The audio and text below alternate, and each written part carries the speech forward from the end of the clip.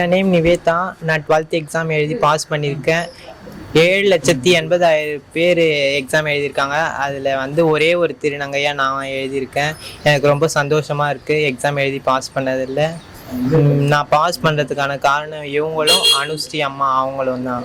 எனக்கு இந்த ஸ்கூலில் சீட்டு வந்து ஃபஸ்ட்டு அக்செப்ட் பண்ணல. அப்புறம் வந்து நாங்கள் சிஓடிஓ அவங்களெலாம் கேட்டுட்டு தான் அவனுக்கு சீட் தருவோம் அப்படின்னாங்க.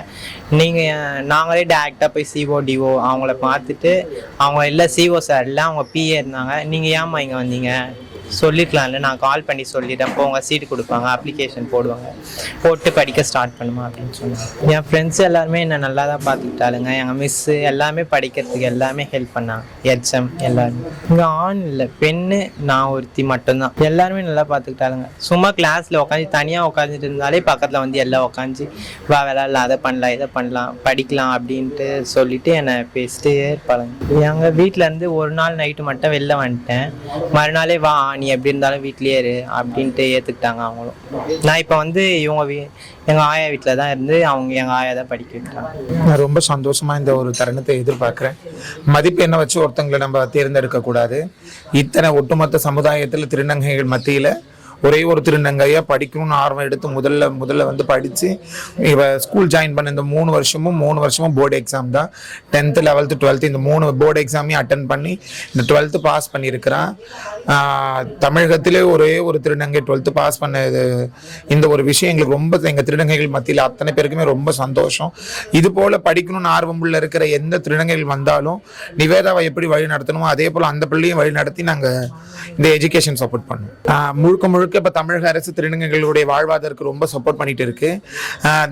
இடஒதுக்கீடு கல்வியிலுமே வேலை வாய்ப்பிலுமே கிடைச்சா திருநங்கைகள் வாழ்வாதாரத்துக்கு ஒரு கடை ஏந்தி கையேந்திர வேலை நடக்காது. அவங்கவுங்க தனியா அவங்கவுங்க சுயமா அவங்க கால் நின்று பழப்பாங்க. அதனால எஜுகேஷனுக்கு வேலை வாய்ப்புக்கு தமிழக அரசு இடஒதுக்கீடு கொடுத்தா ரொம்ப நல்லா இருக்கும்னு நான் நெக்ஸ்ட் நீட் எக்ஸாம் நேற்று நடந்த நீட் எக்ஸாம் எழுதியிருக்கேன்.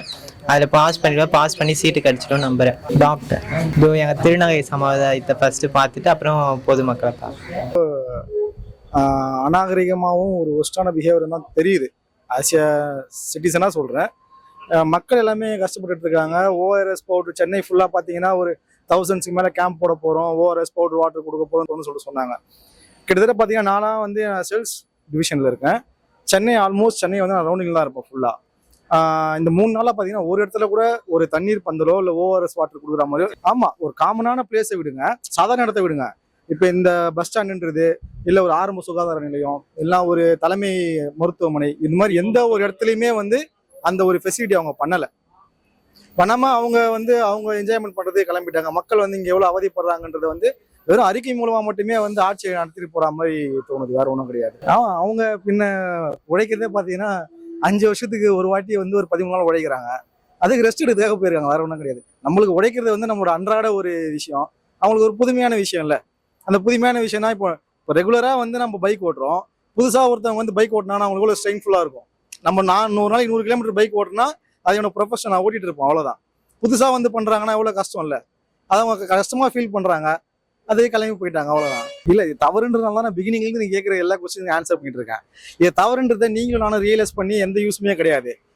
எலெக்ஷன் வந்தால் கொடி தூக்கிட்டு கையில் பச்சை குத்திக்கிட்டு ட்ரெஸ்லாம் கட்டிக்கிட்டு ஃபுல்லாக பெயிண்டிங் பண்ணிக்கிட்டு தலைவர் தளபதி அதுக்கு அடுத்த தலைமுறை அவங்க போயிட்டு 4வது ஜென்ரேஷன் அவங்க கடந்து போயிட்டு இருக்காங்க தொண்டர்கள். ஆனால் அவங்க இன்னும் அங்கே தான் நின்றுட்டு இருக்காங்க. அவங்க எங்கே போகிறாங்கன்னு